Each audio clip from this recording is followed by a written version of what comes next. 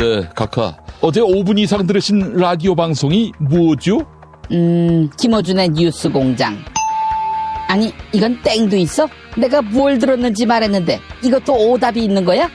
다시 묻겠습니다. 어제 5분 이상 들으신 라디오 방송이 뭐죠? 그러면 SBS 러브 FM 김용민의 정치쇼, KBS 1라디오 김용민 라이브. 그렇습니다. 7월 10일부터 22일까지 이어지는 지상파 라디오 방송 청취율 조사. 정답은 SBS 러브 FM 김용민의 정치쇼입니다. 아니, 왜 때리십니까? KBS 1라디오 김용민 라이브는 왜 빼? 응? 여러분의 많은 참여 성원 바랍니다.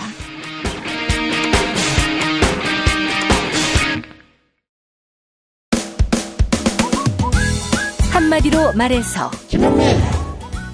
오늘은 일본 가래 프랜차이즈 업체인 코코 이치방야에 대한 이야기를 나눠보겠습니다. 이완배 기자의 경제의 속살. 오늘은 알베르 오불의 프랑스 혁명사 소개해드리겠습니다.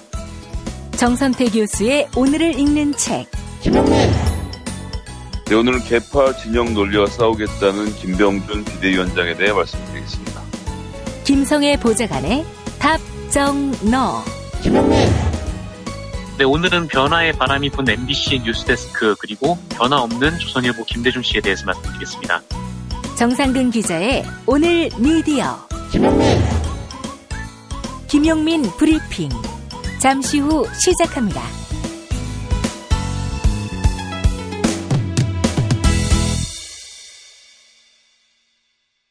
친애하는 영도자 김용민 동지께서는 무더운 여름 보양식이 필요한 인민들을 위하여 청정 고성 앞바다에서 통발로 직접 건져 올린 100% 자연산 돌문어 판매를 결정하시었다.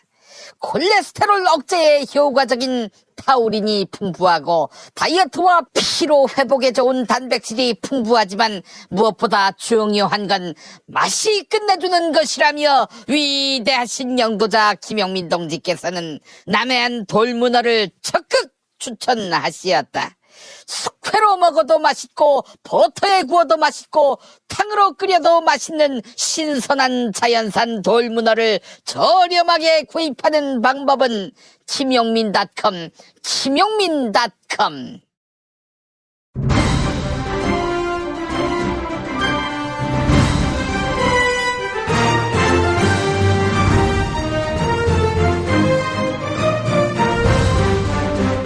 김용민 브리핑.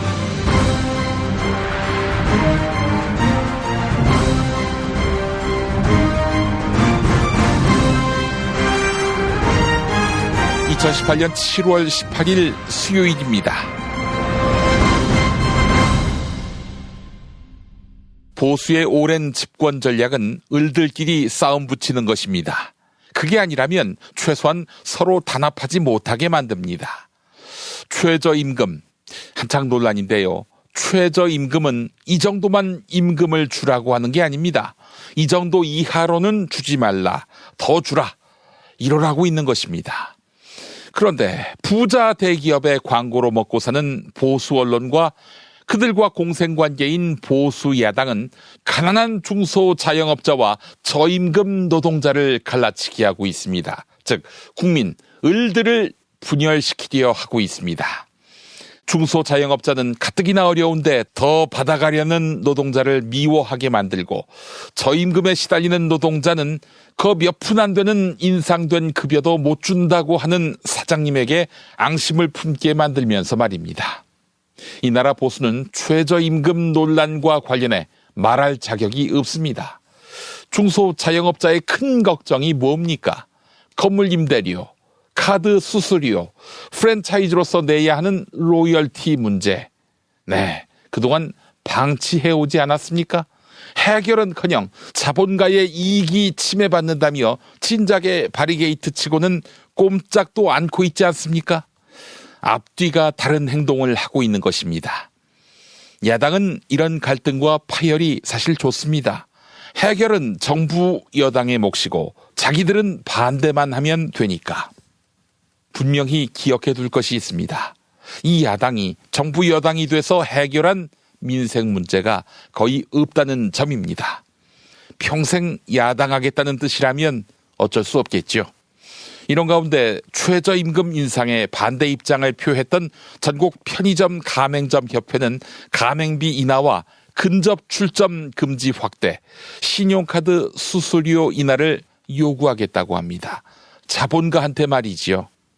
분열은 갑질의 연장, 갑질의 확대만 부릅니다. 이참에 을들이 연대해서 뒤에서 웃고 있을 갑들을 긴장하게 할 필요가 있습니다. 촛불 시민들의 역할이 그러하지 않겠습니까? 현재로서는 그 수밖에 없기도 하고요. 스페이드 퀴즈입니다. 돌잔치, 칠순잔치, 가게 홍보, 체육대회, 창사기념일. 정답! 기념품! 문제를 끝까지 들으셔야죠.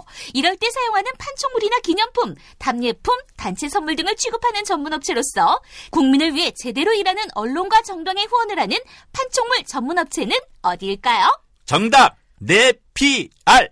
네? 어디라고요? 네피알! 네, 정답입니다. 판촉물이나 단체 선물이 필요할 때 이왕이면 우리 편 회사 네피알을 찾아주세요. 인터넷 검색창에 네피알을 치시거나 032-519-4800으로 전화주시면 친절하게 상담해드립니다. 그런데 상품은 뭔가요? 네피알에 가서 고르세요. 3만 가지가 넘는 물품이 있어요. 탈모인 여러분, 샴푸 살 땐 반드시 천연 99% 이상, pH 5.5, 피부 자극 1% 미만인지 확인하세요. 2, 3일에 머리 하나 더 빠지는 걸 우습게 보지만 2, 3년이면 정수리만 1000개 차이 납니다. 그렇지만 샴푸로 머리가 나진 않으니 이미 빠진 곳은 어쩌냐고요? 뿌리 깊은 샴푸 두피 영양제가 있습니다. 보건복지부상, 에이펙 최우수 기술상, 발모 촉진 조성물 특허 99%의 효과, 식약처 인증으로 부작용 없는 유일한 모낭 영양제. 가격도 세트로 구입하시면 두피 모발, 피부 개선까지 하루 330원. 뿌리 깊은 샴푸 쇼핑몰에서 기적의 사용 후기도 검색해보세요. 1566-7871.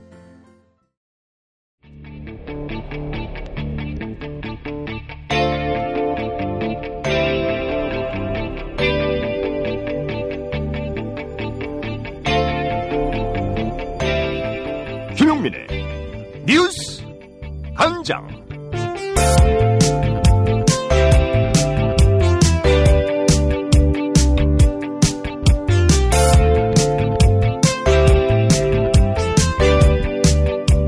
내년 최저임금 인상 결정에 반발하며 집단행동을 예고했던 편의점 업계가 한발 물러섰습니다. 대신 전국 편의점 가맹점 협회 측은 정부의 5인 미만 사업장에 대한 최저임금 차등 적용, 본사에는 가맹점 수수료 인하와 근접 출점 중단을 요구했습니다.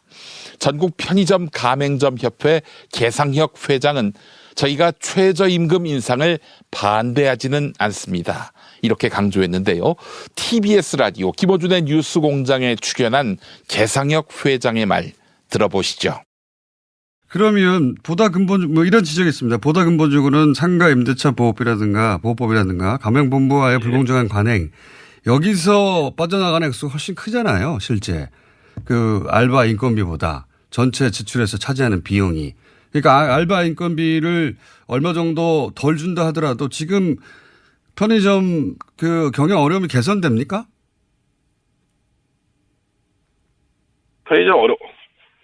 편의점의 가장 큰 지출 1순위는 인건비고요. 그 다음에 로열티고요. 그 다음에 임대료입니다. 이 세 가지가 조금씩 바뀌지 않으면 뭐 하나를 해결한다고 다 해결되는 건 아니거든요. 전체가 해결이 돼야 되는 부분이거든요. 예, 그러니까 뭐 인건비를 뭐 저희가 최저임금 오르는 걸 반대하지는 않습니다. 최저임금은 당연히 올라야 된다고 생각을 하고요. 저도 자식이 있기 때문에. 근데 이게 너무 급격한 인상을 하기 때문에 문제인 거고요. 이렇게 내년에는 한 50만 원 이상 더 나가는 거거든요. 그러니까 뭐 매출은 그대로인데 지출이 더 늘어나는 거니까 그 부분을 말씀드린 거고요. 저희가 뭐 임대료 얘기를 하시는데 정부가 임대료를 뭐 내려주겠다, 못 올리게 하겠다. 그 말을 한 지 한 2년 됐어요. 그 법안은 제출된 지 오래됐죠. 예, 상가 임대차. 예, 그러니까 모든 건물주들이 이제 불안하니까 임대료를 계속 올리고 있어요, 지금 현재. 근데 그 임대차 보호법을 통과를 막고 있는 것은 특정 정당 아닙니까? 예, 그렇게 아니라? 알고 있습니다. 예, 그러니까 어쨌든 뭐 그 발언을 미리 해서 시장을 불안하게 해서 건물주들이 월세를 다 올리고 있거든요. 발언을 미리 하는 게 아니라 그런 법안을 만들어서 통과시키려고 했는데 막은 사람들의 잘못이지 법안을 제출한 쪽은 잘못이 아니지 않습니까? 그러니까 뭐 어찌됐든 피해는 저희가 보고 있으니까 시장에서 뭐 현장에서는 이미 건물주들이 뭐 앞으로 월세를 못 올린다고 하니 미리 올리겠다 해서 미리 올리시는 분들이 많거든요. 그러니까 그 부분이 저희한테는 부담이고 힘든 거죠. 시장의 현실에서는 또 그렇게 작동을 하니까. 예, 건물주들이 이제 앞으로는 월세 못 올린다고 하니 이번에 올릴게, 이번에 더 줘. 이렇게 계속 나오니까 그 법이 빨리 통과가 돼서. 그러면 통과를 막고 있는 쪽에 가서, 문제 제기를 하시는 게, 협회 입장에서도 문제를 해결하는 게 아닐까요? 거기도 저희가 찾아가서 항의방문해서 빨리 통과해달라고 요구할 생각입니다. 알겠습니다. 너무 힘드니까. 예. 앞서 들으신 대로 최저임금의 두 자릿수 인상으로 상가 임대차 보호법이 뜨거운 감자로 떠올랐는데요. 현재 국회 법제사법위원회에 계류된 상가 건물 임대차 보호법 개정안은 무려 24개에 이릅니다. 하지만 자유한국당 측은 여전히 상가 임대차 보호법 개정안 처리에 부정적인데요. YTN 라디오 김호성의 출발 새아침에 출연한 자유한국당 추경호 의원의 발언 들어보시죠. 소상공인 자영업자 말씀하셨는데 지금 소상공인 실제로 보면은 의원께서는 자유한국당의 소상공인 특별위원회 위원으로도 계시잖아요. 예. 그런데 소상공인이 임금을 지불할 수 있는 여건을 만들어주자. 민주당 같은 경우에는 그 양측 모두 노사 양측 모두 만족시킬 수 있는 솔로몬의 해법은 없으니까 국회에서 그냥 비판만 하고 있을 게 아니라 소상공인 자영업자 보호대책 입법을 서두르자 이런 얘기합니다. 어떤 식으로 이거를 좀 대하고 계시는지요? 네, 저희들도 우리 소상공인들 어려움, 자영업자 어려움을 같이 고민하고 정책 그리고 입법 대안을 모색해야 된다는 데에 대해서는 저희들도 전적으로 공감을 합니다. 그런데 아시다시피 최저임금을 무리하게 인상을 해놓고 그것을 현재 정부에서 무슨 불공정 계약이니 상가 임대료니 카드 수수료니 이 문제를 들고 나오는 것은 문제 본질을 호도하는 것이다. 불은 이쪽 동네에서 내려놓고 불 끄는 것은 또 다른 쪽에서 수단을 갖고 함으로써 전혀 초점을 흐리는 그러한 지금 접근이다 이렇게 생각을 합니다. 그런 프랜차이즈의 불공정 계약 문제나 높은 상가 임대료 문제나 또 카드 수수료 문제 이거는 그대로 본질적으로 다뤄야 됩니다. 그런데 최저임금을 무리하게 올려놓고 여기에 불만이 크니까 다른 쪽에 이런 카드 회사나 대기업 이런 쪽에 겨냥을 해서 사람들의 시선을 달리 돌리는 그런 접근은 굉장히 정직하지 못한 접근이다 생각을 합니다. 자, 그러면은 그 의원께서 말씀하시는 대기업 프랜차이즈 갑질 횡포의 문제라든가 상가 임대차 보호법 개정안 뭐 이런 부분들이 있잖아요. 이거는 앞으로 계속 추진을 해 나가시는데 그 최저임금에 대한 이슈에서 어떤 순서는 그렇게 그 다른 시각을 지금 가지고 계시는 거예요, 보면은. 최저임금 그 자체가 임금이 이 사업장의 경영에 심대한 영향을 미치고 오히려 취약계층의 일자리를 뺏어가는 잘못된 정책이기 때문에 무리한 최저임금 인상 이것은 반드시 합리적 수준으로 조정이 돼야 된다는 말씀이고. 국회 법사위에 계류 중인 상가 임대차 보호법 개정안을 다음 주 본회의에서 처리하자 이렇게 야당에 촉구했습니다. 또한 더불어민주당 추미애 대표는 소상공인들이 어려운 근본 원인은 대기업 프랜차이즈의 갑질과 불공정한 계약 그리고 높은 상가 임대료 때문이다. 이렇게 목소리를 높였는데요. 그런데 바른미래당 이현주 의원은 정부가 이런 결과를 초래했다. 이것이야말로 심각한 국정농단이다. 이렇게 최저임금 두 자릿수 인상을 비판했습니다. CPBC 가톨릭 평화방송 라디오 열린세상 오늘 김혜영입니다에 출연한 이현주 의원의 말 들어보시죠. 어제도 사실 편의점 분들도 말씀하셨는데요. 이 본질을 좀 회피하지 말았으면 좋겠다 이런 말씀도 하셨어요. 그래서 물론 불공정 거래가 있을 수가 있고 그걸 당연히 시정을 해야 되지만 그것이 근본적인 지금 이 어려움의 원인은 아니다. 분명히 최저임금 때문에 아까 제가 말씀드렸잖아요. 이 인건비 비중이 지금 가장 커져 있는 상태고요. 2년 전만 해도 가장 큰 비중이 비용에서 그 인건비가 아니었대요. 근데 인건비 비중이 압도적으로 지금 커졌고 이걸 감당할 수가 없는 상태인데 이 갑질을 아무리 했다라고 해도 그거하고는 비교가 안 되는 거죠. 이 수준, 이 폭등한 수준을 커버할 수가 없고 예를 들어서 뭐 이런저런 뭐 수수료, 카드 수수료 뭐 이런 걸 얘기를 하지만 이거를 아무리 낮춘다고 해도요. 이거 이 제로로 만들 수는 없는 거 아닙니까? 그랬을 때 이 비중은 사실 미미하다. 지금 그런 걸로 땡질할 수 있는 수준이 아니다. 이렇게 말씀을 하셨습니다. 최근 김동연 경제부총리 겸 기획재정부 장관은 최저임금 두 자릿수 인상이 하반기 경제 운용에 부담으로 작용할 수 있다. 이렇게 우려했는데요. 이에 대해 정의당 심상정 의원은 최저임금 인상이 아니라 김동연 경제팀의 무능이 하반기 경제의 위험 요인이다. 이렇게 질타했습니다. KBS 1라디오 최강욱의 최강시사에 출연한 정의당 심상정 의원 그리고 진행자 최강욱 변호사의 말 들어보시죠. 공약은 추진하는 과정에서 조정될 수는 있어요. 뭐 대통령도 사과를 하셨는데 근데 이제 문재인 정부의 경제팀 김동연 부총리를 비롯한 경제팀의 인식을 보면은 최저임금 인상은 경제의 걸림돌이다 이렇게 생각한단 말이에요. 이거는 문재인 정부의 소득주도 성장과는 아주 상반된 인식이거든요. 그래서 말로는 속도 조절을 이야기했지만 이미 말의 기술을 거꾸로 돌린 거 아니냐 이런 의구심을 가질 수밖에 없는 거고요. 만약에 그렇다면은 최저임금 인상 공약만 물 건너가는 것이 아니라 문재인 정부의 이른바 제이노믹스 자체가 떠내려가는 거 아니냐 이런 걱정이 됩니다. 그런데 지금 사용자 측, 특히 이제 소상공인들의 반발이 지금 거세잖아요. 특히 이제 편의점 가맹점주 같은 분들이 뭐 심야 할증이나 뭐 카드 결제를 거부하겠다. 이렇게 또 영업점 폐쇄도 검토하겠다. 이렇게 굉장히 강력하게 반발하면서 향후 계획을 내놓고 계시는데 이런 반응에 대해서는 어떻게 보세요?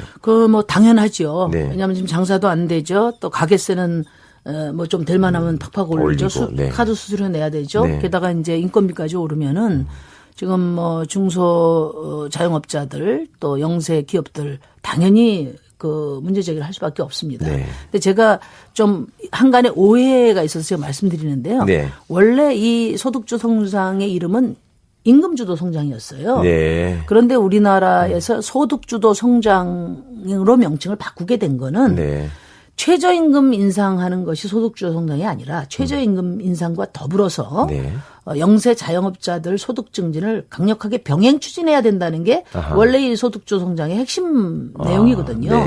그런데 최저임금 인상은 됐는데 자영업자들을 위한 여러 구조적인 경제민주화 조치들은 전혀 이루어지지 않으니까 이 두 바퀴로 굴러가야 되는데 한 바퀴가 조금 굴러가다가 한 바퀴는 정지돼 있는데 그럼 다른 한 바퀴를 빨리 굴리려고 해야 되는데 굴러가던 바퀴를 뒷바꾸고 한 셈이 된 거예요 지금. 그래서 여기서 이제 꼬이게 된 건데 오늘 지금 당정 회의하는 거 잠깐 보고 왔는데요. 이제 자영업자 대책을 강력하게 지금 추진하겠다는 말은 그렇게 했어요. 상가 임대차 보호법 그러니까 계약갱신 청구를 10년 동안은 이제 안정적으로 장사를 하도록 하고 10년. 또 가게세 올라가는 것도 좀 통제하고 그다음에 가맹점 본사들의 그 갑질 횡포 이것도 좀 강력하게 억제하겠다 이렇게 이야기를 했는데 제가 좀 드리고 싶은 말씀은 오늘부터 개정된 하도급법이 적용이 됩니다. 그 개정된 하도급법은 이제 제가 개정안도 냈었는데요. 말하자면 그동안에는 원재료 가격이 오르는 경우만 납품단가 인상을 하도록 했는데 이제는 이제 인건비가 오를 때도 납품단가 인상을 하도록 했어요. 그러니까 이제 영세 중소기업이라든지 또 가맹점 같은 경우에는 하청 단가 요청하고 또 가맹 수수료나 로얄티, 물류비용 이런 것들을 인하할 수 있도록 교섭을 적극적으로 요청해서 최저임금 인상이 자영업자나 중소기업의 부담으로 오롯이 가는 상황이 아니라 네. 대기업에게 그 부담이 좀 나눠질 수 있도록 그것을 가시화시키는 것이 지금 가장 중요하다. 그런 생각입니다. 진실은 반드시 밝혀진다고. 무엇이 진실입니까? 대통령이라고 하는 지위를 진실을 밝히지 않는 데에 역이용해서. 김보영 아나운서가 함께합니다. 아프니까 팩트다. 안녕하세요. 아프니까 팩트다 김보영입니다. 내년도 최저임금 인상을 둘러싼 논쟁에서 주휴수당이 핵심 쟁점으로 떠올랐습니다. 소상공인연합회 긴급이사에서 있었던 최승재 소상공인연합회 회장의 브리핑, YTN과 인터뷰를 가진 한국노총 강훈중 대변인의 발언 차례로 들어보시죠. 시급 8,350원에 주휴수당을 포함하면 시간당 1만 20원이며 현재 월 환산액 기준으로 174만 5,150원에 달합니다. 주휴수당을 최저임금에 포함해야 한다는 사용자 측의 주장은 마치 연장 야간 휴일수당도 최저임금에 포함하자는 주장과 같은 억지 주장입니다. 주휴수당은 주 15시간 이상 일하는 노동자에게 법에 따라 보장되는 유급 휴일에 대한 수당입니다. 즉 1주 15시간 이상 근무한 노동자가 휴일에 쉬면서 하루치 주휴수당을 받게 되는 건데요. 경영대는 주휴수당을 포함하면 이미 최저임금 10,000원 시대가 열렸다고 주장합니다. 최저임금을 받는 노동자가 법정 근로시간인 일주일에 40시간, 즉 하루 8시간을 일한다고 가정하면 내년도 주휴수당은 66,800원입니다. 내년도 최저임금 8,350원에 8시간을 곱한 금액인데요. 주휴수당 66,800원을 40시간으로 나눈 값 1,670원을 더하면 내년도 최저임금은 10,020원이다. 경영계는 이렇게 주장합니다. 하지만 노동계는 주휴수당과 최저임금은 본질적으로 다른 임금이다. 이렇게 맞받아쳤습니다. 연합뉴스 역시 주휴수당은 근로기준법에 따른 것인 반면 최저임금은 최저임금법에 따른 것이다. 근거 법률부터 다르다. 이렇게 지적합니다. 최저임금은 모든 사업주가 그 이상의 임금을 지급하도록 국가가 강제함으로써 저임금 노동자를 보호하는 게 목적인데요. 주휴수당은 일주일 근무한 노동자의 재생산을 위한 휴식에 소요되는 비용을 지급하는 겁니다. 특히 저임금 노동자가 집중적으로 분포하는 소규모 사업장에서는 주휴수당을 제대로 지급하지 않는 경우가 많습니다. 이에 따라 노동계는 경영계가 제대로 지급하지도 않는 주휴수당을 거론하며 최저임금 인상에 반대하는 것은 부적절하다. 이렇게 꼬집습니다. 지금까지 아프니까 팩트다였습니다. 중고차죠? 네. 그런데 이 차 진짜 있는 거 맞죠? 정말 이 가격에 살 수 있는 거죠? 아이, 그럼요. 빨리 오시면 됩니다. 여러분 이거 다 거짓말하는 걸 아시죠? 더 이상 속지 마세요. 허위 매물에서 우리의 가족과 이웃을 지키는 더불어 중고차. 직영 정비소를 운영하여 더욱더 믿음이 가는 더불어 중고차. 카카오톡 검색창에 더불어 중고차를 검색하시거나 1661-3363 1661-3363으로 전화주세요. 충남 금산의 넓은 인삼밭. 정성농장을 일군 농부아버지 이정열 씨. 자연은 노력한 만큼 내어준다. 그 자연의 마음을 알기에 정성농장을 더불어 일구는 아들 이성규 씨도 아버지에게 배운 것처럼 정직하고 또 성실하게. 정성농장 홍삼은 인삼 재배부터 가공 판매까지 모두 책임지고 있습니다. 그래서 대한민국 1등 품질을 자부합니다. 검색창에 정성농장 홍삼을 검색해주세요. 정성농장 홍삼. 전화문의는 010-9754-6972.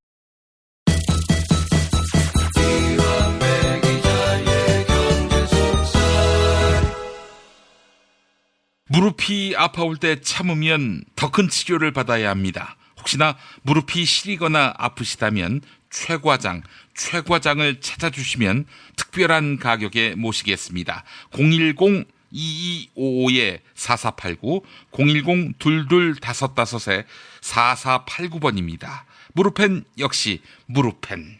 네, 경제의 속살로 이어갑니다. 민중의 소리 이완배 기자 함께하겠습니다. 이완배 기자님. 네, 안녕하십니까. 네, 자, 오늘 어떤 이야기 들려주시겠습니까? 네, 오늘은 좀 특이한 주제를 골라봤습니다. 오늘은 일본의 유명한 카레 전문 프랜차이즈 업체 코코 이치방야라는 기업에 대해서 이야기를 나눠볼까 합니다.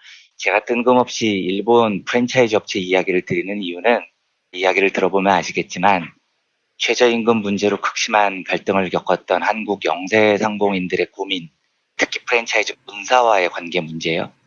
이런 거에 대해서 일본의 코코 이치방야라는 프랜차이즈 업체의 경영이 굉장히 큰 시사점을 던져줍니다.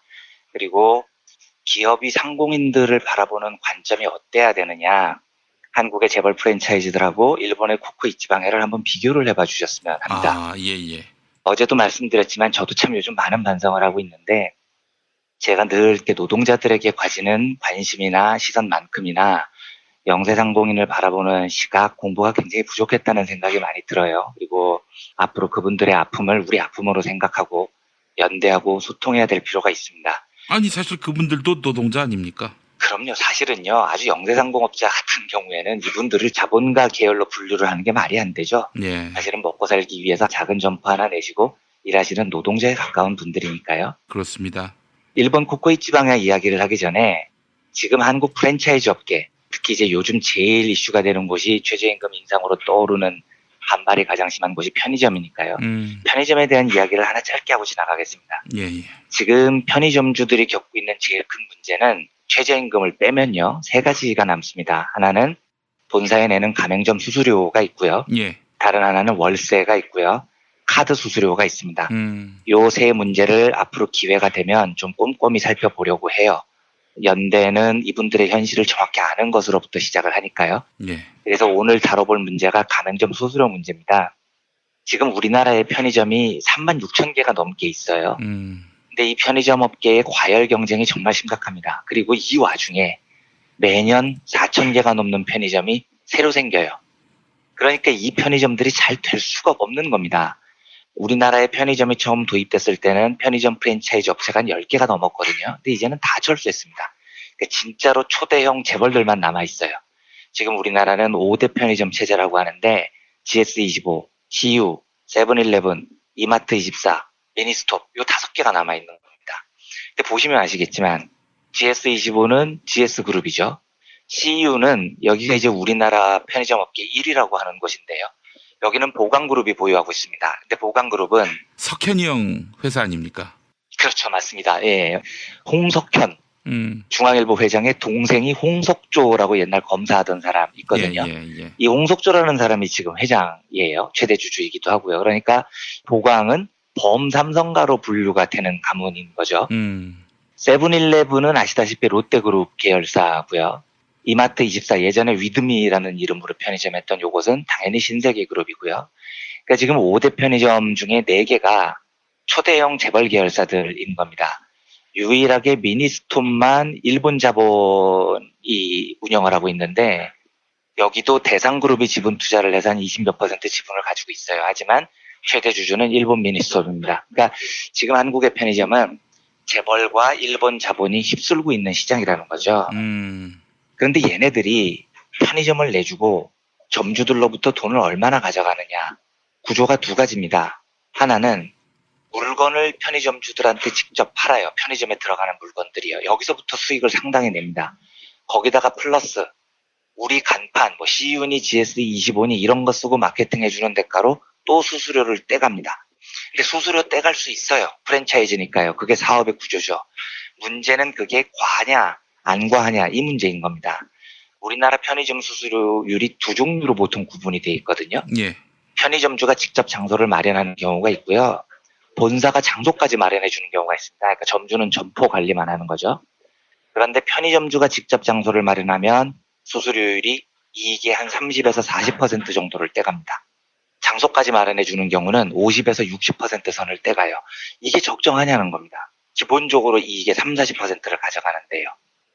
올해 1분기에 BGF 리테일이라고 하는 곳, 여기는 이제 편의점 CU를 운영하는 보강그룹 계열사입니다. 요 회사 실적 공시한 걸 보면 이렇게 돼 있어요. CU가 지금 우리나라 36,000개가 넘는 편의점 중에 12,000개를 넘는 편의점을 보유하고 있는 시장 점유율 1위 기업인데 이 1위 업체 실적 보고서를 보면 올해 1분기에만 가맹점 용역 더하기 수수료로 가져간 돈이 1,620억 원입니다. 이걸 12,000개 편의점으로 나누면 편의점당 수수료를 1,300만 원 정도를 가져간 겁니다. 한 분기예요. 그러면 1년 내내 얼마를 가져가느냐? 편의점당 5,200만 원을 그냥 수수료로 떼가는 겁니다. 본사가요.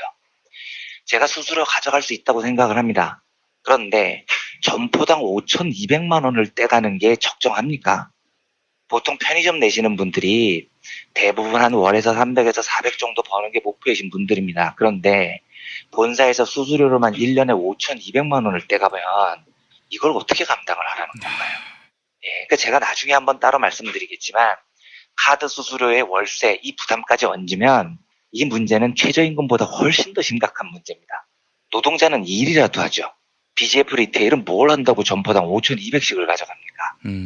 지금 이걸 전제로 오늘의 주제인 일본 카레 전문점 코코 이치방야에 대한 이야기를 해보겠습니다. 예. 코코 이치방야는 일본 말로 여기가 넘버원 가게라는 뜻이래요. 카레를 파는데 예, 우리가 짱이다 뭐 이런 가게 제목인 거죠. 전 세계에 1,400개 이상 매점을 갖고 있습니다. 그래서 기네스북이 인정한 세계에서 제일 큰 카레 전문점 체인이에요. 근데 이 회사는 아주 독특한 시스템이 있습니다. 블룸 시스템이라고요. 블룸이라는 게 꽃봉오리를 피우게 한다라는 영어 단어인데 이 시스템을 만든 사람이 무네스구 도쿠지라는 이 회사 창업주입니다. 이 무네스구 회장은 2002년에 이미 은퇴를 했고요.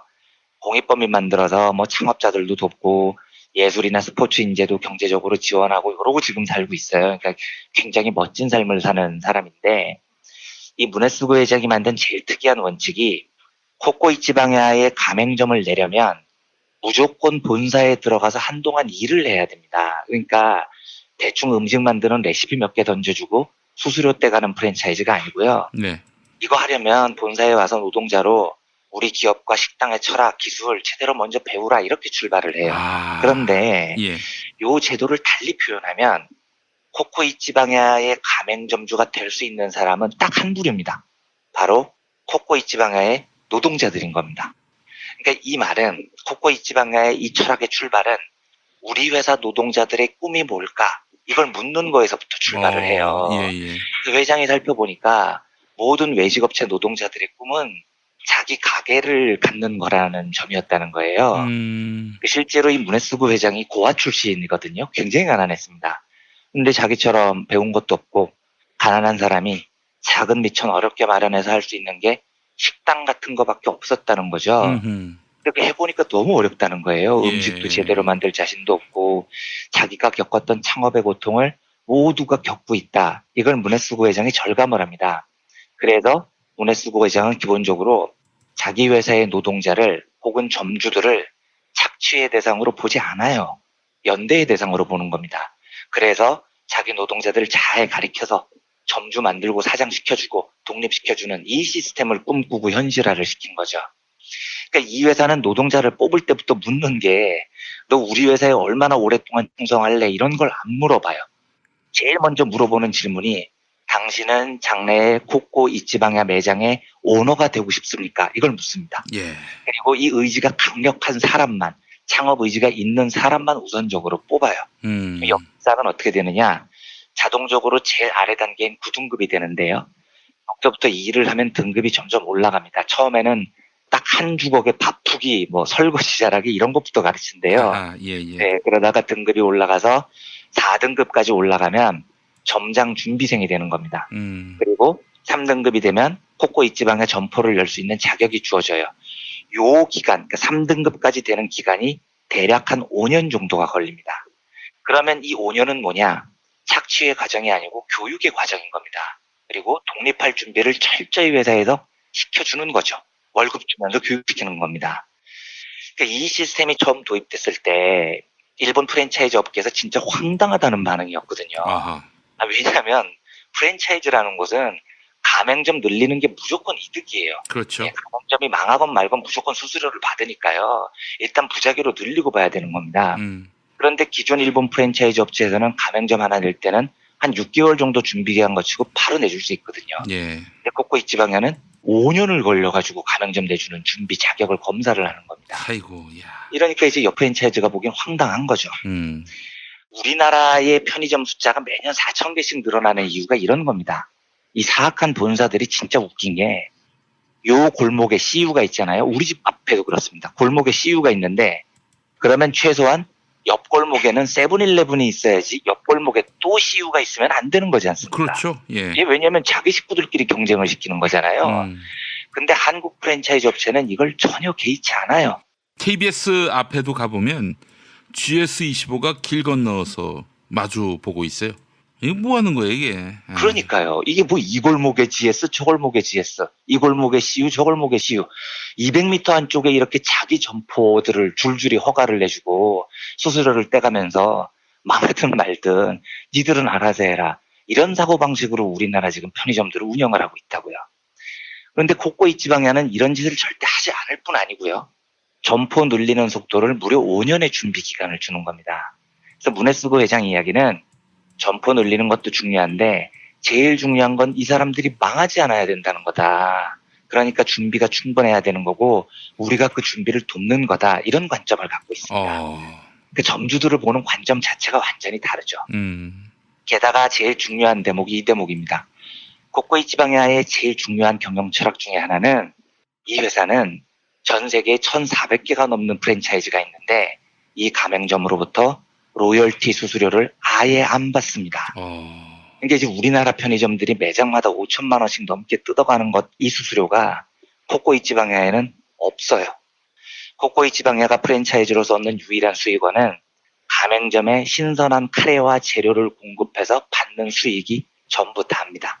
아니, 그럼 뭐하러 체인점을 합니까? 생각해보니까 너무 아름답긴 한데, 아니, 그 체인점 들려서 좋은 게 뭐가 있는지 모르겠어요.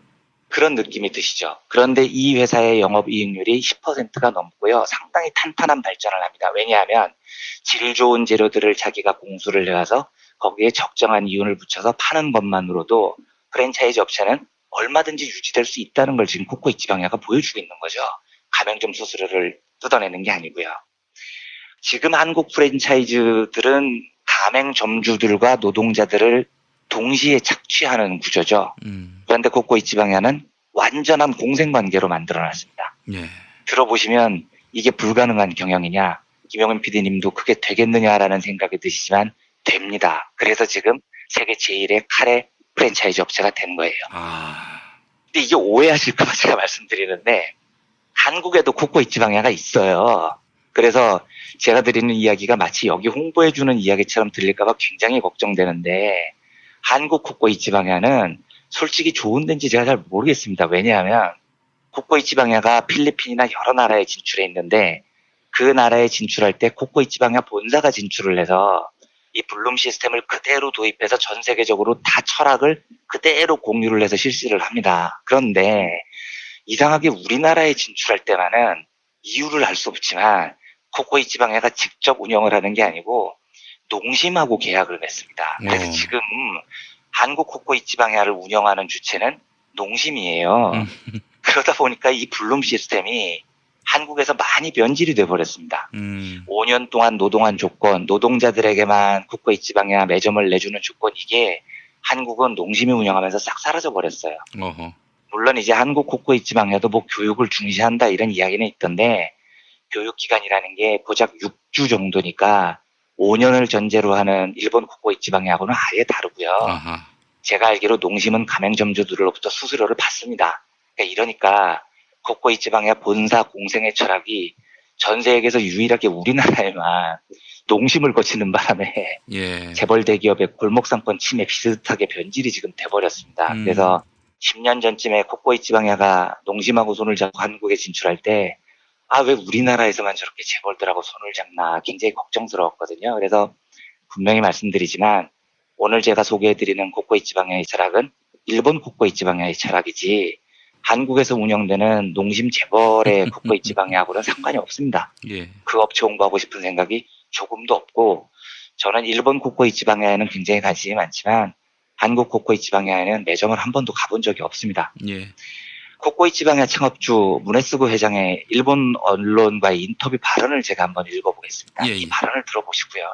얼마나 이게 멋진 철학인지 한국 골목 상권을 휘젓고 있는 한국 재벌들과 비교를 한번 해봐 주십시오.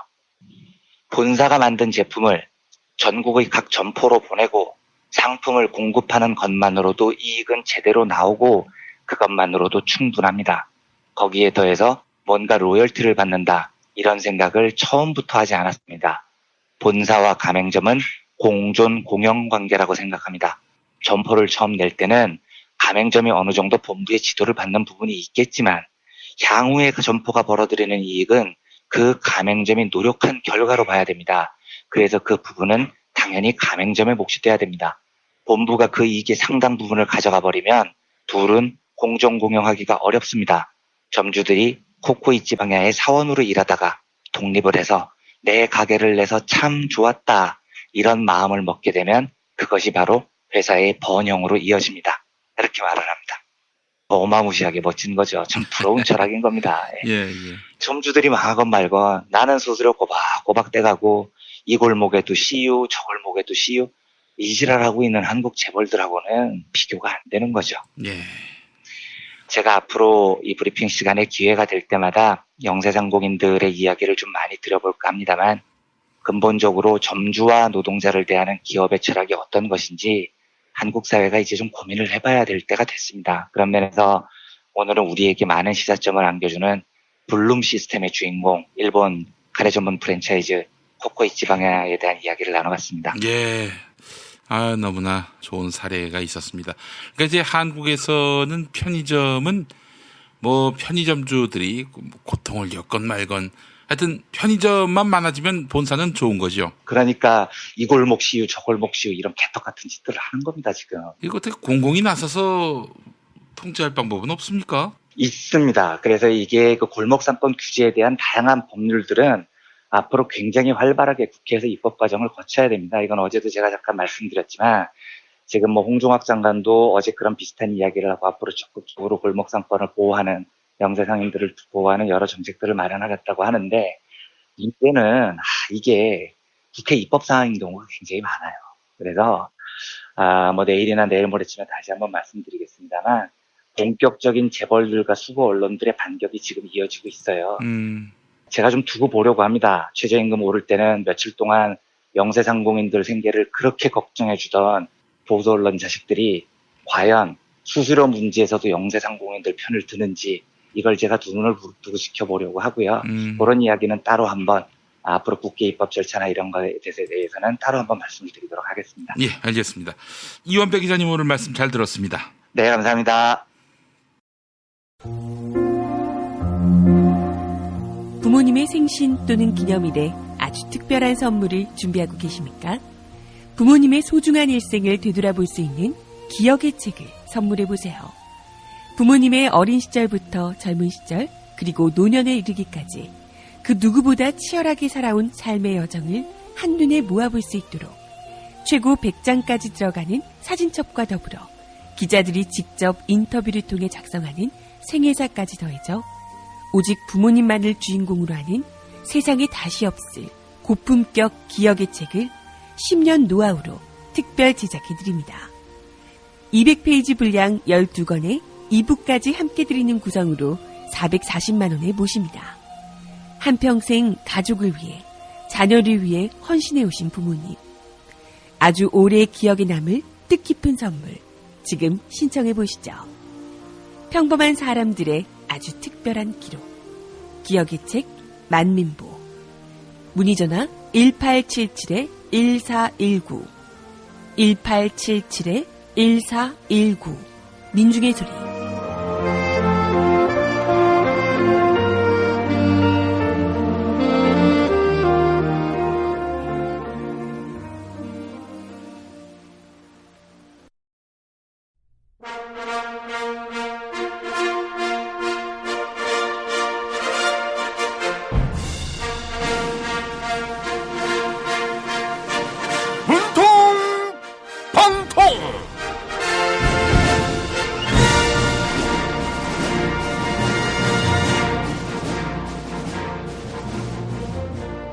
대통령 문재인입니다.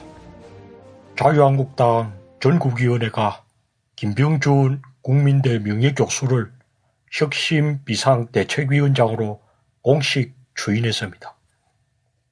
지방선거 참패 이후 한 달 만에 지도부 공백 사태를 해소한 건데요. 김병준 명예교수가 편지를 보내왔네요. 함께 읽어볼까요? 문재인 대통령님, 자유한국당 혁신 비상대책위원장 김병준입니다. 정말 무거운 마음으로 이 소명을 받았습니다. 잘못된 개파 논쟁, 잘못된 진영 논리와 싸우겠습니다. 한국당을 바로 세우고 한국 정치를 바로 세울 수 있도록 도와주십시오. 아이고, 김병준 교수님, 참여정부 시절 대통령 정책실장과 교육부 총리를 지낸 분인데요. 더불어민주당 전재수 의원은 김병준 교수의 권력욕이 참 두렵다, 이렇게 질타했어요. 전재수 의원의 말씀처럼 출세를 위해 고 노무현 전 대통령님을 입에 올리거나 언급하지는 말아주세요. 네? 노무현 정신을 왜곡하지 말라고요. 노무현 정신은 여기도 대한민국, 저기도 대한민국이라고요. 아이고, 개파나 세력도 없는 분이 혈혈단신 한국당에 가서 뭘 할 수 있겠어요? 새누리당 비상대책위원장을 맡았던 임명진 목사도 친박계 의원들에게 힘 한번 못 써보고 물러났잖아요. 네? 목사님과 국무총리 내정자는 급이 다르다고요? 김병준 교수님은 박근혜 정부 시절 국무총리 내정자를 지내지 않았냐고요? 하하하하, 혼이 비정상이었던 정부에서 총리 내정자를 지낸 게 자랑인가요? 당시 김종인 전 더불어민주당 대표는 차기 총리는 헬렐레한 사람을 세울 것이다, 이렇게 말한 바 있지요. 정청래 전 더불어민주당 의원은 오래 굶으면 변절한다, 이렇게 꼬집었는데요. 자유한국당에서 유행하고 있는 단식을 한 번 더 해보세요. 변절한 상태에서 굶으면 혹시나 다시 돌아올 수도 있으니까요. 저는 내일 다시 찾아올게요. 다이어트를 위한 꿀팁. 동결건조 채소와 곡물, 단백질, 그리고 효소와 비타민, 미네랄로 만든 다이어트 전용 그린 스무디로 하루 한두 끼만 바꿔 드세요. 비타샵에서 만나요. 생활인을 위한 꿀팁. 집 두 채에 월 10,000원 화재보험 카페. 화재 배상, 심지어 도난 피해까지. 여기에 더해 가전제품 고장 수리비까지. 연중 무휴라 언제든 02-849-9730. 아이고, 무릎이야. 무릎펜 몰라? 무릎펜? 무릎펜이라고 이번에 새로 나온 무릎 관절 보호대야. 네이버에서 무릎펜을 검색해봐. 상담은 010-2255-4489. 최 과장을 찾아주세요. 허리가 아파요. 아랫배가 나와요. 골반이 바로 서야 건강도 아름다움도 바로 섭니다. 바디로직을 입으세요. 토크밴드의 입체적인 탄력이 틀어진 골반을 바로잡습니다. 간편하고 확실한 골반 교정 타이즈 바디로직.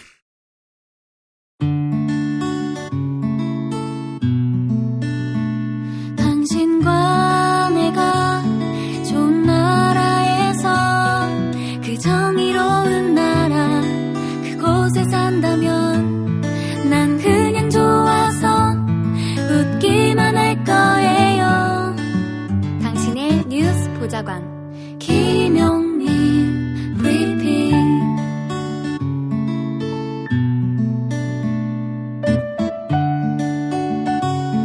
대한민국 뉴스 브리핑의 선두주자 김용민 브리핑. 계속해서 김보용 아나운서가 오늘의 날씨를 전해드립니다.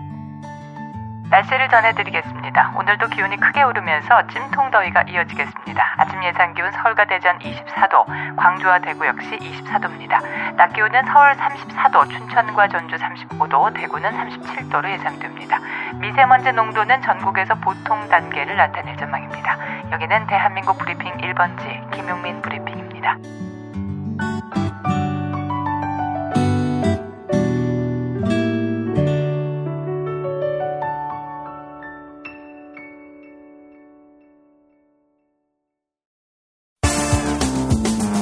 오늘을 읽는 책, 문학평론가인 국민대학교 국문학과 정선태 교수와 함께합니다. 예전엔 모든 게 좋았죠. 그런데 언제부턴가 골반이 뒤틀리고 허리가 아프고, 중요한 것은 당신의 자세입니다. 이젠 바디로직으로 몸을 조율해 보세요. 그저 속옷처럼 입기만 해도 척추 교정에 도움을 주는 바디로직. 검색창에 바디로직, 전화는 031-345-4550, 031-345-4550번입니다. 네, 오늘을 읽는 책으로 넘어갑니다. 국민대학교 한국어문학부 국어국문전공 정선태 교수님 함께하겠습니다. 교수님. 네, 안녕하세요. 예, 교수님. 오늘 어떤 작품 소개해 주시겠습니까? 네, 지난주 7월 14일이 프랑스 혁명 기념일이었죠. 그렇습니다. 예. 1789년에 바스티유 감옥으로 행진한 사건이 있었던 날이었는데, 네. 어쩌다 깜빡했습니다. 아니 근데 저는 항상 혁명에 관한 이야기를 들을 때마다 당시 권력자들은 국민들이 손대면 톡하고 터질 것 같은 그런 심정임을 전혀 모르고 혁명에 맞닥뜨렸는지 이게 참 궁금합니다. 관점이 차일 것 같은데 어떤 특정 지위, 특권의 자리에 있으면은 그런 게 안 보이는 모양입니다. 상식적으로 좀 거리를 두고 보면은 이 정도는 대처할 수 있을 것 같은데 싶지만 그게 안 보이는 것 같아요. 네. 그게 인간의 맹점인지 잘 모르겠습니다. 그리고 자신의 그 지위 또는 특권이라는 그 자리가 시야를 가리는지도 모르겠습니다. 또 그렇게 되는 경우도 많이 있고요. 프랑스 혁명도 뭐 그랬던 것 같습니다. 이른바 앙시앙 레짐이라는 구체제라 그러죠. 예. 앙시앙 레짐 체제가 오랫동안 이어져 왔는데도 특권층들의 부패와 타락은 뭐 끝을 모르고 달려갔던 것 같습니다.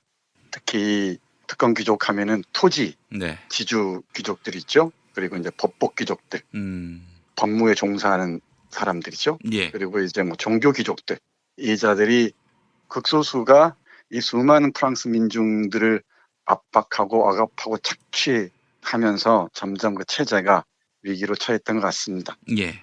근데 우리가 프랑스 혁명 하면은 1789년 그 7월만 기억합니다. 또 길게 보면은 1789년에서 1799년 약 10년 동안에 걸친 기간이죠. 이 혁명과 반혁명, 그 혁명 세력 내부의 갈등, 다툼 이런 게 아주 많았죠. 예. 요약해서 말씀드리면 1789년 바스티유 행진 이후 1799년 우리가 잘 아는 나폴레옹 보나파르트의 이른바 브리메르 18일 쿠데타죠. 쿠데타를 통해서 대통령이 되는 시기까지 이때가 프랑스 혁명 또는 프랑스 대혁명이라고 얘기를 합니다. 예. 그런데 제가 여러 차례 말씀드렸던 것 같은데 혁명은 이렇게 짧게 끝나지 않습니다. 혁명과 반동이 계속 번갈아 나타나게 되고요. 나폴레옹의 출현은 반동이라고 봐도 되겠죠? 네, 일단은 혁명적 열정이 아주 강렬했는데 이집트 원정과 이탈리아 원정을 통해서 국민의 지지를 얻으면서 자신이 쿠데타를 통해서 총재 정부라고 그러는데요. 총재 정부를 무너뜨리고 통령 정부, 자신이 대통령이 됩니다. 그랬다가 10년 후에 자신이 황제로 다시 등극하죠. 예. 이때부터 이제 혁명의 색채들이 풀어지는 것 같습니다. 그 사실은 나폴레옹을 보면 박정희가 생각납니다. 4.19를 무너뜨린 5.16 박정희. 네, 뭐 그렇게 비교하기는 좀 어려울 것 같긴 하지만 하나의 초상일 수도 있겠죠. 아, 근데 사실은 박정희가 또 나폴레옹 그림을 벽에 붙이면서 젊은 시절부터 나폴레옹을 동경했다는 이야기도 들었고요. 맞습니다. 그 완전 정복의 시대였죠. 네. 잘 모르시는구나. 우리 중고등학교 다닐 때는 완전 정복이라는 참고서가 있었는데. 아이고, 저희 때도 있었습니다, 교수님. 아, 그래요? 예, 그 예. 표지 그림이 나폴레옹이었습니다. 그렇죠. 말타는. 네, 나폴레옹이 한국 정치에 끼친 영향은 뭐 따로 얘기해도 모자랄 정도로 아주 긴 세월이 있습니다. 개화기 때부터 박정희 이르기까지 지금도 계속해서 다시 재현되곤 하죠. 네, 얘기가 좀 딴 데로 됐습니다. 혁명 얘기 나오니까 우리 김 PD가 상당히 궁금증이 많아진 모양입니다. 그렇습니다. 네. 1789년에서 99년까지를 프랑스 대혁명 기간이라고 하는데 여러 가지 갈등, 반목, 외국 정부와의 전쟁 등등을 통해서 혁명이 위기에 처하고 다시 부활하고 이런 과정이 반복됩니다. 그래서 1830년에 7월 혁명, 우리 기억할 겁니다. 레미제라블을 떠올리시면 될 것 같고요. 예. 그리고 1832년에 6월 혁명, 그리고 1848년에 2월 혁명까지, 그리고 1871년에 파리 꼬뮌까지 거의 100년에 걸쳐서 장기 혁명이라고 저는 얘기하고 싶은데 크게 프랑스 혁명 과정이라고 얘기하고 싶습니다.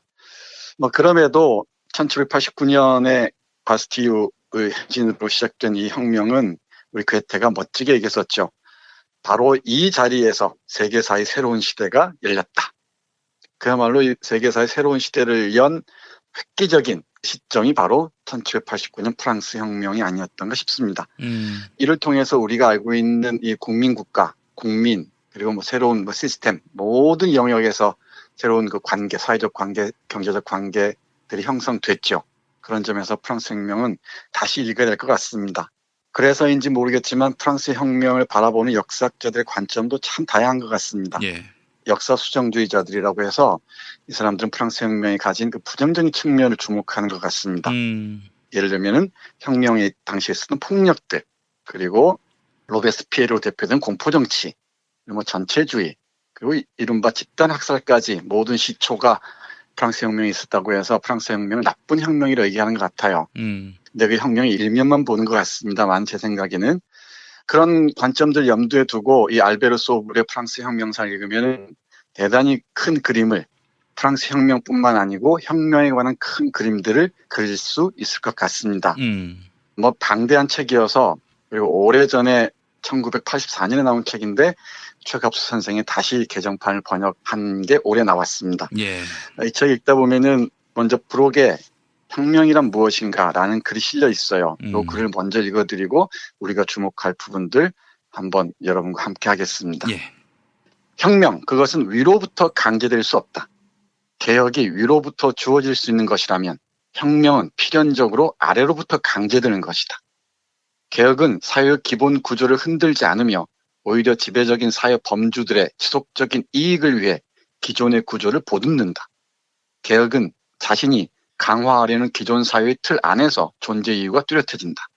또한 개혁은 시간적으로 길게 펼쳐진 혁명이 아니며 개혁과 혁명은 시간의 길이가 아니라 그 내용을 통해 구별된다. 개혁이냐 아니면 혁명이냐.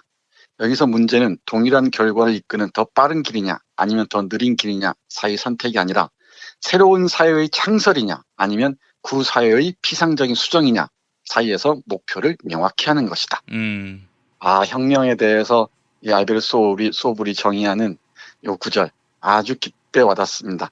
혁명은 위로부터 강제될 수 없다라고 얘기합니다. 개혁은 위로부터 주어질 수 있지만 혁명은 필연적으로 아래로부터 강제된다는 것이죠. 네, 개혁이 피상적인 그 사회 구조의 수정이라면은 혁명은 근원적인 전복을 의미하는 것 같습니다. 새로운 사회의 창설이냐 아니면 구사회의 피상적인 수정이냐 사회에서 목표를 명확히 하는 것, 이게 혁명 정신의 기본이라고 얘기를 하네요. 제가 이 책을 쭉 보면서 여러 가지 생각들이 오갔는데 바로 이 혁명이란 새로운 사회의 창설을 지향할 때 비로소 가능한 게 아닌가. 시간이 중요한 게 아니라는 거죠. 내용, 그러니까 퀄리티가 중요하다는 것입니다. 우리가 촛불혁명을 얘기하는데 이게 알베르 소브르의 정의와 가까워지려면은 관성화된 사회체제를 넘어서 새로운 사회를 창안하고 창설하려는 담대한 상상력에 기반해서 나아갈 때 후대 사가들은 촛불혁명을 하나의 중요한 변곡점, 전환점으로 이해할 것이라고 저는 생각을 합니다. 프랑스 대혁명사를 읽다 보면 여러 가지 상념들이 교차하는데요. 앙시앙 레짐 체제는 그렇다 치고 우리가 익히 아는 바이니까 앞에서 잠깐 말씀드렸고요. 그 앙시앙 레짐 체제에서 가장 문제가 됐던 게 이른바 법복 귀족들입니다. 제가 다음 주에는 집중적으로 이 사법 문제와 관련해서 소설과 여러 책들 소개해드릴 예정인데 이 프랑스 혁명 당시에도 이른바 관직매매, 그 중에서도 이 법복 귀족들, 그러니까 법무에 종사하는 귀족들이죠. 그 매매가 성행했던 모양입니다. 그리고 이 사법관직은 대단히 폐쇄적이었고요. 그들만의 리그가 됐던 것 같습니다. 그리고 다른 평민 출신이나 법관 지망자들 받아들이지 않은 채 부패와 타락의 진원지가 됐던 것 같습니다. 요즘으로 얘기하자면 대법원이나 헌법재판소가 그랬다는 얘기죠. 이 사법적 평등을 확보하지 못하니까 이게 구체제를 제어할 브레이크가 없었던 거고요. 그게 점점 더 이 구체제를 나락으로 빠뜨렸고 그게 혁명을 촉발하는 결정적인 계기가 됐다고 얘기하는 것 같습니다. 프랑스의 그 대표적인 작가 스탕달의 아주 대작 적과학을 보면 잘 알 수 있듯이 거기에 등장하는 군인 귀족들 그리고 이 종교적 귀족들과 함께 법복 귀족들이 앙시앙 레짐 체제를 지탱해왔고 혁명 이후에도 끊임없이 왕당파라는 이름으로 반동을 하곤 하죠. 이게 그 구체제의 하나의 단면처럼 읽힙니다. 이 부분이. 그래서 지금 우리가 사법개혁 문제를 얘기하고 있잖아요. 이게 사법개혁 수준이 아니고 정말 근원적인 수술이 되지 않으면은 법적인 측면에서 우리의 권리들을 보호해주지 않으면은 어떻게 되겠습니까? 점점 더 우리 사회가 타락하고 부패하는 지경으로 추락할 것이라고 생각합니다. 예. 이게 바로 그 구체제와 혁명 과정에서 우리가 배울 수 있는 것이라고 생각을 해요. 그리고 이런 혁명 과정을 거쳐서 이른바 우리가 그 유명한 인간과 시민의 권리 선언을 보게 됩니다. 1789년 8월 26일입니다. 인권선언이라고 주로 얘기를 하죠. 정말 그 당시의 맥락에서 보면은 그야말로 파천왕의 전무후무한 메시지였던 것 같습니다. 예. 조금만 이 책에서 기술하고 있는 데를 읽어보면 이렇습니다. 인간의 권리는 모든 사회와 국가에 선행한다. 모든 정치적 결사의 목적은 인간의 자연적이고 소멸할 수 없는 권리들을 보존하는 데 있다. 인간은 자유롭고 평등한 권리를 지니고 태어나며 또 그렇게 살아간다. 이 권리들은 자유, 소유권, 안전, 그리고 압제에 대한 저항이다. 압제에 저항할 권리는 앞으로 일어날 봉기를 정당화하겠다는 것이라기보다는 과거의 반란을 합법화하기 위한 것이었다. 이렇게 쭉 이어지는 그 인권선언에 관한 해설들이 있습니다. 예. 대단히 흥미진진합니다. 지금 봐도 200년이 훌쩍 넘었죠. 그런데도 지금 이 목소리를 들어도 생생하게 와닿습니다. 이런 헌장이나 선언의 의미보다는 그 얼마나 내실 있게 실천하느냐가 중요하겠죠. 이런 상황에서 이 혁명에 반대하는 내적, 외적 그 세력들이 있었겠죠. 그 내부에는 이른바 왕당파 세력들, 과거의 특권의 그 향수를 잊지 못한 세력들이 있었겠죠. 예. 그리고 외부에는 개불동맹이라고 해서 이 혁명 프랑스를 반대하는 동맹들이 형성됩니다. 이른바 이 왕정 체제를 유지했던 독일 쪽이나 그때는 독일이라는 한 나라가 있지 않았습니다만은 영국이나 뭐 러시아나 각국에서 이 혁명 프랑스에 대해서 저항하는 세력들을 규합하죠. 그러면서 이 혁명 전쟁이 시작됩니다. 반혁명 세력과의 싸움을 통해서 또 내부에서의 지속되는 투쟁을 통해서 여러 그 논의들이 있는데 그야말로 소설보다 더 재밌습니다.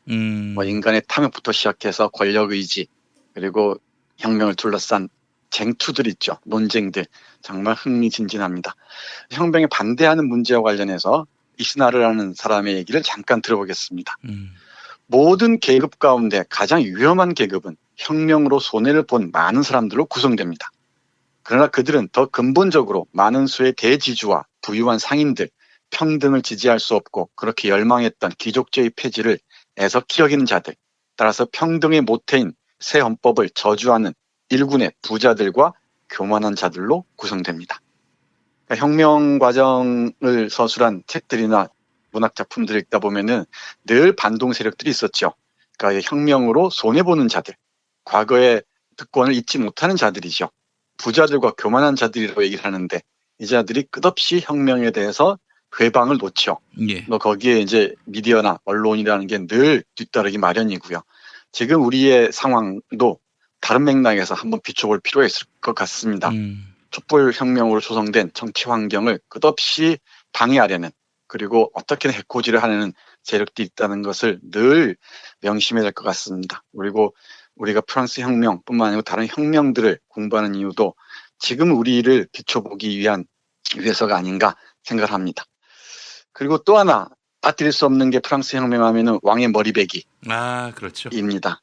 루이 16세 재판이 1792년에서 93년 한 3달에 걸쳐서 열리는데요. 여기에서 생주스트라는 루이라는 사람이 연설한 유명한 문장이 있습니다. 네. 읽어보겠습니다. 루이를 재판하는 사람들만이 공화국을 건설할 수 있습니다. 국왕을 적당히 벌하자고 역사하는 자들은 결코 공화국을 건설하지 못할 것입니다. 내게 두 가지 방안의 중간은 없습니다. 이 사람, 루이 16세죠. 이 사람은 군림하든가 아니면 죽어야 합니다. 누구나 죄를 짓지 않고 군림할 수는 없습니다. 그들의 광기는 너무나 명백하기 때문입니다. 모든 왕은 폭도이며 찬탈자입니다. 이렇게 얘기합니다. 예. 이 생주스트의 연설을 보면서 여러 가지 생각이 오갈 줄 압니다. 그리고 폭도이자 찬탈자 역할을 하려는 세력들이 군 내부에 있었던 것도 우리는 분명하죠. 일본 육군, 이른바 쇼와 육군의 권력의 토대를 이어받은 한국의 육군들, 박정희부터 이어지는 요 세력들이 아직도 그 못된 버르장머리를 못 버리고 계엄령을 구상했다는 것 자체, 이것도 프랑스 혁명과 어떤 관련성이 있는지 한 번쯤 생각해 봐야 할 것 같습니다. 그 뿌리를 근원적으로 뽑아내지 않으면은 언제고 다시 독버섯처럼 번질 것이라는 게 제 변함없는 생각입니다. 마리 앙뚜아네트도 같이 참수가 됐죠? 네, 그렇습니다. 프랑스 혁명하면 마리 앙뚜아네트 얘기가 빠질 수가 없는데요. 저는 일상적인 혁명의 맥락과 관련해서 주목해야 될 것 같고요. 또 마리 앙뚜아네트가 프랑스 사람이 아니었잖아요. 그래서 여러 가지 민족적인 문제와 다 결합되어 있는데 그 문제는 다른 기회에 한번 그 베르사유 장미라는 그 만화책 얘기하면서 여러분께 설명드리도록 하겠습니다. 그리고 또 하나 프랑스 혁명 과정에서 루이 16세의 처형과 함께 잊지 말아야 할 게 로베스피에르의 공포 정치인데요. 이 공포 정치에 대해서 상당히 그 부정적인 의견이 많은 걸로 알려져 있습니다. 근데 이 알베르 소블은 균형 감각을 갖고 봐야 한다는 입장인 것 같습니다. 왜 공포 정치가 필요했는지, 반동 세력들과 어떻게 대결 했는지 이 부분을 주목해야 할 것 같은데, 이와 관련해서는 힐러리 맨틀이라는 작가가 쓴 혁명극장, 부제가 로베스피에르와 친구들인데요. 이 소설을 읽으시면은 정말 흥미진진한 상상력의 자원을 얻을 수 있을 것 같습니다. 예. 이 책에 로베스피에르가 얘기한 혁명의 목적이 실려 있는데요. 잠깐 보겠습니다. 예. 우리가 원하는 것은 자연의 염원을 충족하고 인류의 운명을 성취하며 철학의 약속을 이행하고 범죄와 폭정의 오랜 지배로부터 섭리를 해방하는 일이다. 한때 노예 상태의 나라들 중에서 빛을 발했던 프랑스가 이제까지 존재했던 모든 자유로운 인민의 영광을 압도함으로써 모든 국민들의 모범이 되고 압제자들에게 공포의 대상이 되기를, 압제에 신음하는 이들에게 유안이 되고 전 우주의 보석이 되기를, 그리고 우리의 업적을 우리의 피로써 봉인하여 최소한 보편적인 지복의 서광이 빛나는 것을 볼 수 있게 되기를 바란다. 네, 이 로베스피에르의 혁명에 관한 문간의 일부였습니다. 예. 혁명은 그야말로 압제자들을 압도함으로써 압제자들에게 공포의 대상이 되고 압제에 신음하는 이들에게 위안이 되고 우주의 보석이 되기를 바란다고 얘기를 합니다. 예. 프랑스 혁명 정신, 여러 가지 평가들이 있지만은 혁명 정신의 핵심들을 우리가 지금 상황에서 어떻게 다시 이룰 것인가 생각하시면서 알베르 소블의 프랑스 혁명사 함께 읽으시면 참 좋겠습니다. 예, 알겠습니다. 국민이 국왕의 목을 베면 그 다음에 국왕이 되는 사람은 국민을 안 두려워할 수 없어요. 아, 자칫하다간 내 목이 달아날 수 있겠구나. 그런 의미에서 보면은 실제 목을 친 건 아니지만 사실상 마찬가지죠. 박근혜를 친 우리 국민은 두 번 다시 그런 독재, 사실상의 군주제로 돌아갈 일은 없을 것이다 하는 그런 믿음을 갖게 됩니다. 촛불혁명 이후. 네, 상징적인 의미에서 왕의 머리베기의 일환이었다고 얘기할 수 있을 것 같습니다. 그 사실은 이제 박근혜 촛불혁명 이전에는 우리는 단 한 번도 왕의 목을 쳐본 적이 없기 때문에 언제든 역진할 수 있다라는 걱정을 하신 분이 있었어요. 그 얘기를 항상 생각하면서 우리 민주주의 앞나라에 대해서 걱정을 했는데 왕의 목을 친 거 아닙니까? 그래서 참 촛불 이후에 이 민주공화국 대한민국은 더 이상 역진하기 어렵겠다 하는 그런 믿음을 갖게 됩니다.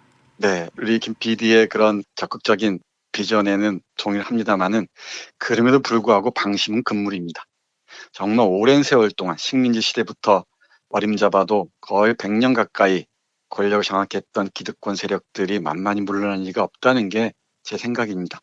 그 과정을 어떻게 통과해 나갈지 정말 반동의 세력들이 가만히 있지 않을 테고요. 거기에 또 어떻게 대처해 나갈지 우리 시민들의 정말 야무진 그리고 결연한 의지가 어느 때보다 필요한 시점이 아닌가 그런 생각을 또 해봅니다. 예. 자, 교수님 오늘 말씀 감사합니다. 네, 고맙습니다.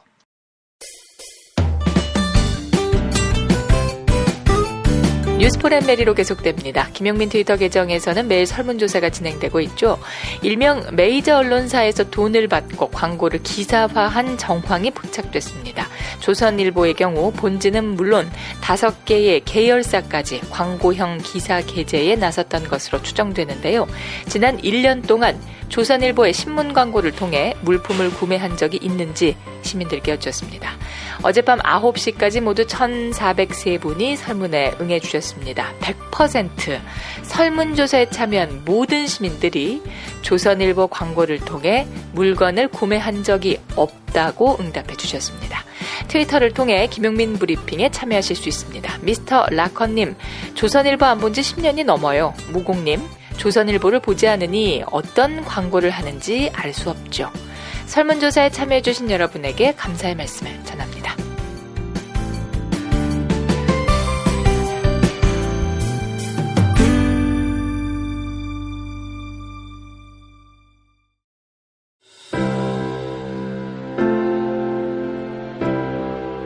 이전에 상상할 수도 없었던 새로운 국면이 조선 대지의 지축을 움직이고 있습니다. 이 민족의 역사가 제 궤도에 올라서서 달리게 시작한다고 하는 느낌이군요. 문익환이 가르쳤고 도울이 배웠던 학교, 한신대학교 신학대학원. 꿈을 현실로 살아간 선구자를 양성하는 한신신학은 촛불혁명과 한반도 종전선언 이후의 세상을 준비하고 있습니다. 한신신학을 통해 세계의 신학을 깊이 연구하고 더 나아가 시대의 예언자의 길을 걷고자 하는 모든 분들을 환영합니다. 이 새 시대는 문익환 씨의 힘으로 열리는 것이 아니라 바로 여기 모인 여러분들의 힘으로 열리는 거예요. 한신대학교 신학대학원 홈페이지나 02-2125-0108로 문의하실 수 있습니다.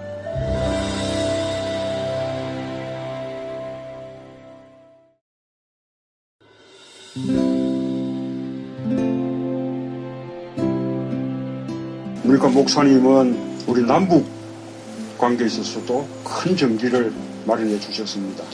늦봄 문익환 목사 탄생 100주년. 민주화와 통일운동을 위해 11년 4개월간 옥고를 마다하지 않은 행동하는 양심.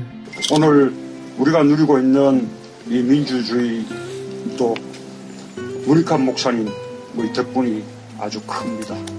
그가 24년 동안 살았던 서울 강북구 인수복로 통일의 집이 6월 1일 문익환 통일의 집 박물관으로 거듭납니다. 사람들이 이렇게 항상 북적북적 이렇게 했던 공간이라 아버지한테만 아니라 우리 모두들한테 굉장히 큰 의미가 있는 통일의 역사를 기억하며 통일의 길을 모색하는 문익환 통일의 집 박물관 기념사업 추진위원으로 함께해 주시겠습니까? 이건 단지 어떤 유가족들의 유산이 아니라 우리 시대가 가지고 있는 유산이기 때문에 자세한 안내는 포털 사이트에서 문익환 통일의 집을 입력해 주세요.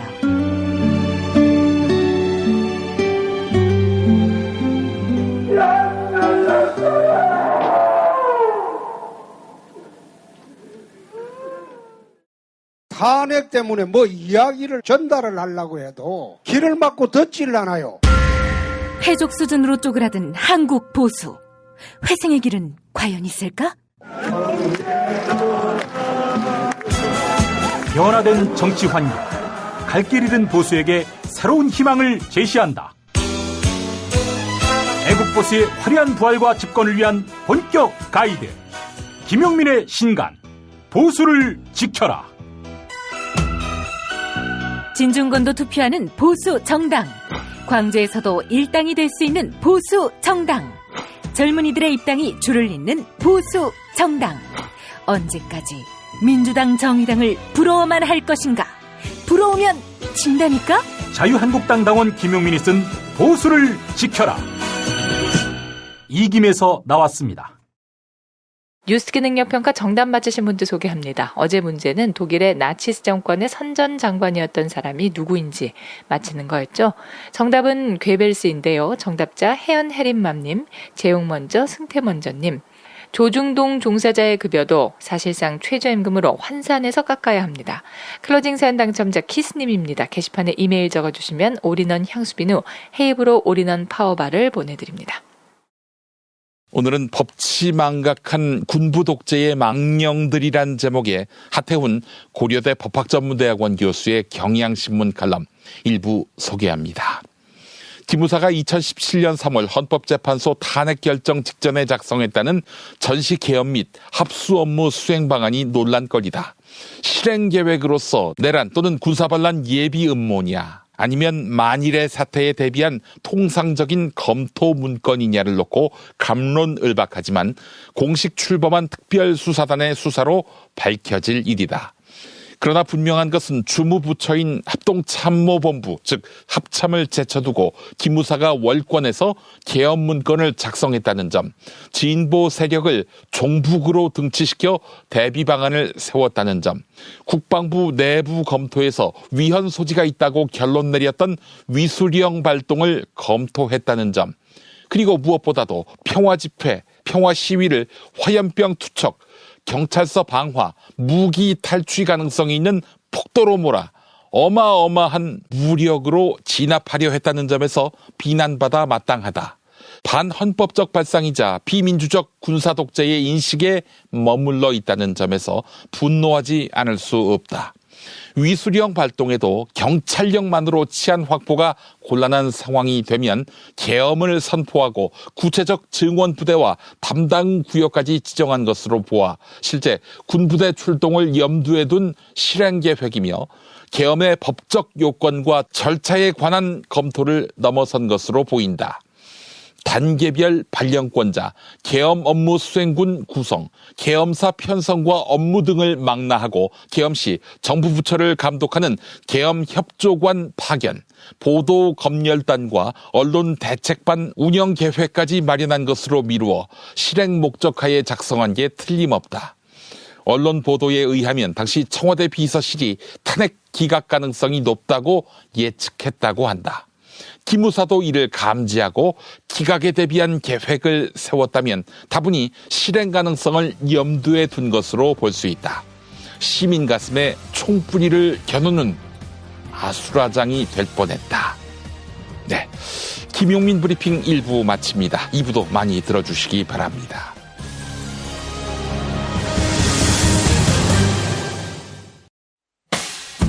김용민 브리핑과 함께한 시간 어떠셨어요?